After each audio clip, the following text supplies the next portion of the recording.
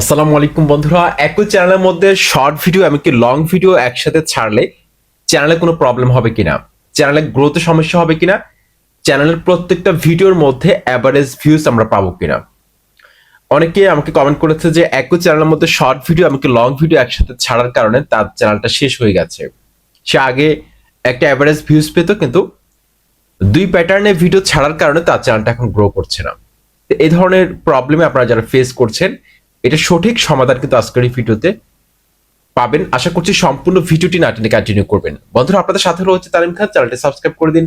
আর যারা সাবস্ক্রাইব করেছেন, thank you so much. একই চ্যানেলের মধ্যে শর্ট ভিডিও এবং লং ভিডিও আপনারা অনেকেই এই ভুলটা করে থাকেন। একই চ্যানেল খোলার শুরুর দিনগুলো থেকে আপনারা কি করেন, একই চ্যানেলের মধ্যে শর্ট ভিডিও এবং লং ভিডিও একসাথে ছাড়েন, যার কারণে আপনার চ্যানেলের মধ্যে শর্ট ভিডিও র্যাঙ্ক করে কিন্তু লং ভিডিও র্যাঙ্ক করে না, আবার লং ভিডিও র্যাঙ্ক করে অনেক সময়, আবার শর্ট ভিডিও র্যাঙ্ক করে না। তো এভাবে যদি আপনি কাজ করেন, সেক্ষেত্রে একটা সময় কিন্তু আপনি টপিকস খুঁজে পাবেন না কোন টপিকস নিয়ে কাজ করবেন। যে কোনো একটা প্যাটার্ন নিয়ে কাজ করা ভালো, হয় আপনি শর্ট ভিডিও নিয়ে কাজ করেন, না হয় লং ভিডিও নিয়ে কাজ করেন। আর আপনার যদি সক্ষমতা থাকে, সেক্ষেত্রে আপনি কিন্তু শর্ট ভিডিও এবং লং ভিডিও দুটো প্যাটার্নে কিন্তু আপনি কাজ করতে পারেন। আজকের এই ভিডিওটা অনেক বেশি গুরুত্বপূর্ণ, সঠিক সমাধান পেতে যাচ্ছেন আজকের এই ভিডিওতে। বন্ধুরা দেখুন, ইউটিউব কিন্তু বলেনি যে আপনি শর্ট ভিডিও এবং লং ভিডিও একটা চ্যানেলের মধ্যে আপলোড করতে পারবেন না। ইউটিউব কিন্তু এটা বলেনি যে আপনি শর্ট চ্যানেলের মধ্যে শুধুমাত্র শর্ট ভিডিও আপলোড করেন। ইউটিউব এটা বলেনি যে আপনি শর্ট চ্যানেলের মধ্যে লং ভিডিও আপলোড করতে পারবেন না। এই ধরনের কোনো বাধা নিষেধ কিন্তু ইউটিউব আমাদেরকে দেয়নি। সুতরাং আমরা এটা ক্লিয়ার হলাম যে একই চ্যানেলের মধ্যে শর্ট ভিডিও এবং লং ভিডিও একসাথে ছাড়া যাবে, তবে কিছু নিয়ম রয়েছে।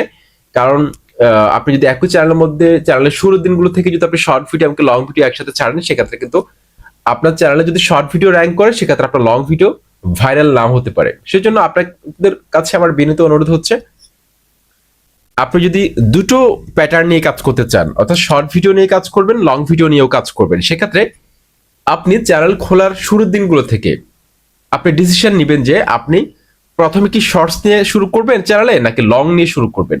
যদি প্রথমে শর্টস নিয়ে কাজ করা শুরু করেন, সেক্ষেত্রে 1000 সাবস্ক্রাইবার কমপ্লিট না হওয়া পর্যন্ত শুধুমাত্র শর্ট ভিডিও আপলোড করে যান। তারপর আপনি আস্তে আস্তে লং ভিডিও আপলোড করতে পারেন। তবে অবশ্যই একই নিশে হতে হবে, অর্থাৎ আপনি যদি ব্লগ নিয়ে শর্টস ভিডিও ছাড়েন, সেক্ষেত্রে লং ভিডিওগুলো অবশ্যই ব্লগ নিয়ে হতে হবে। অন্য কোনো ক্যাটাগরি হলে কিন্তু আপনি ভিউজ পাবেন না।